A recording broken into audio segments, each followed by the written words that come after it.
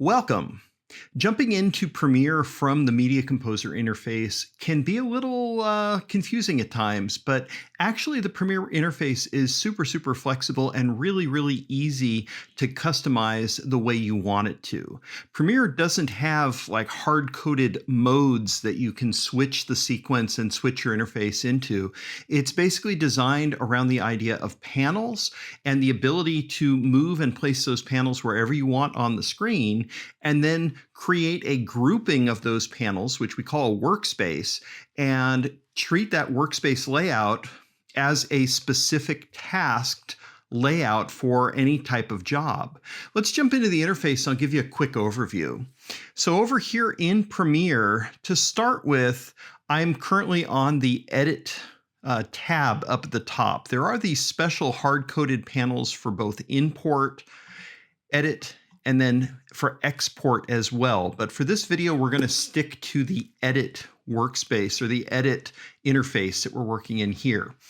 When you look at the Premiere interface, you'll see that all the panels are kind of docked together, and you can see that I can grab this line in between these two source and record monitors or source and program monitors to kind of adjust the interface on an as-needed basis.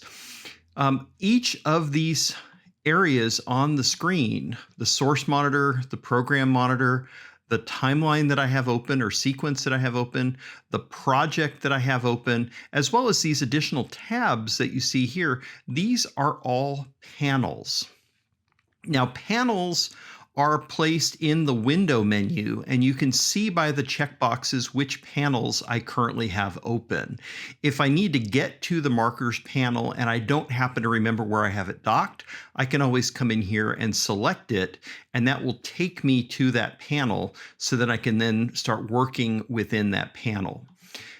You'll also see that there are these two little chevrons at the side here. If you have too many panels open in a given area where there's not enough room for tabs, they'll automatically be placed in this little drop-down menu here on the right-hand edge. Now, whenever you want to move a panel around, it's super easy. You just have to find the tab at the top of the panel, and that lets you actually move the panel to a different part of the interface. So let me go ahead and grab the Media Browser tab here, and I can start to drag this up, and you'll see this little purple overlay that forms over this grouping of tabs that I have up here where the source monitor is. If I want to move the media browser into this same area and have it form as a tab up at the top, I can drag it and drop it right into the center. And you can see that that has now dropped the media browser into that center section there. Now, if I didn't want to put it in that location, I'll reset the interface here, and you can see now the media browser is back where it was before in the bottom half here. Let's say I wanted to create a new area on the screen just to the left of the source monitor. I can take the media browser tab, drag it up, and then drag it over to this left-hand edge. And when I let go of the mouse now, you'll see that the source monitor and all the different tabs associated with the source monitor are now kind of crammed into the right-hand side of the interface, and a new area has opened up where the media browser tab is currently found. If I wanted to then redock it and reclaim that real estate into the same area, I can just drag that media browser tab into the center of the source monitor area, and you can see now that section of the screen has now kind of consolidated. It's now all of these are now tabbed in the same part of the real estate on the screen. So you can move panels around, you can create your own layouts of these panels. Now, to create a workspace or a workspace layout, in the window menu, under workspaces, you'll see that there is a list of different workspaces that are listed up here at the top. The majority of these are factory default workspaces, and you can't modify a factory workspace, but you can use it as sort of a jumping off point to start to build the workspace that you want to use. So I've started in the editing workspace, and this, of course, is one of the factory defaults, but I'm going to create a new workspace right now. By coming down here to the bottom, I can choose Save as New Workspace. And in this case, I'm just going to call this one Carl, and I'll go ahead and click OK. And now this is a new saved workspace. Now, up at the top of the screen on the same bar with the import, edit, export functions, you'll see a little button here for workspaces. This is another way to quickly get into your list of workspaces.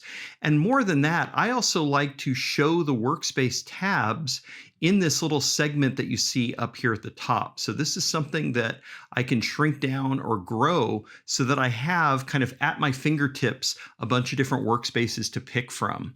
Again, there's nothing super special about these workspaces other than the fact that they are a grouping of various panels designed to handle a specific task. Now, if you like to work with floating panels, you can always break a panel out and make it a floating panel. For example, if I wanted to take my audio clip mixer and make the audio clip mixer something that is a floating panel, I could go ahead and click on the little flyout or hamburger menu in the tab at the top and choose Undock Panel. And when I do that, you'll see that this gets a little operating system flash or Chrome at the top here with the little closing and minimizing buttons.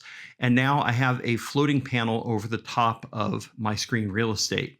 If I want to dock it, again, all I have to do is grab it from the name, and you can see immediately I have the ability to pick and choose exactly where I want to dock this into the rest of the interface. And we'll go ahead and put it back where I had it. Now, there are a number of other things working with the workspaces, just to note. First off, the list at the top here is something that you can actually control. You can choose the order in which these items appear in this drop-down menu. You can also pick and choose the order of them at the top. It kind of is the same order. This is showing top to bottom. This is showing left to right. If I come down here and click on Edit Workspaces, I can see which ones show up in the menu. And then I can also have additional workspaces that I don't want to have in the menu. I don't want to delete these just yet. I might use them on occasion, but I want to keep the list at the top fairly nimble of what I want to work with. So maybe I'm done with the learning workspace. I might want to move this down into the do not show area. And then if the Carl workspace is something I use pretty regularly, I might want to put that all the way at the top of the list. As soon as I click OK on this, you'll see that this list has now reordered with Carl at the beginning of it. And so now to switch between any workspace, I can just go ahead and click on any of these different names, and you'll see that this brings up these different workspaces. I'll go ahead and click through a couple of these just to show how, the audio one kind of brings a lot of the audio functionality front and center. The text-based editing workspace brings the text panel up to the front. And this also remembers if you have gone in and made any changes to these workspaces recently, and it will bring and remember that information back. So for example, in what you're seeing on the screen right now, I have the production panel next to the text panel because I was doing something that required working with a bunch of different projects, treating those projects as bins, and I wanted to have both the production and the text panel open at the same time. If you ever want to get a workspace back to its last saved state, you can simply double click on the name of this, and this will actually reset it back to the factory setting. Another way of doing that is also found in the workspace menu. You can see this option here called Reset to Saved Layout. That, in effect, is what I'm doing when I select a workspace here and then I double click on the word editing or the name of the workspace. It resets this to the factory default. So I hope this quick video just gives you a quick overview of how to customize the user experience inside of Premiere. It's infinitely flexible how you like to work, where you like to have different controls, and you can use this spanning across multiple monitors. You can actually create a completely separate group of panels that can be a separate floating window. And that's often a common way that I see people editing in Premiere across multiple monitors is they may have their source record monitors and their bins sort of laid out on one monitor, and then they might use a separate monitor as just for sequences and have multiple sequences open. It really just depends on how you like to work. Thanks for watching.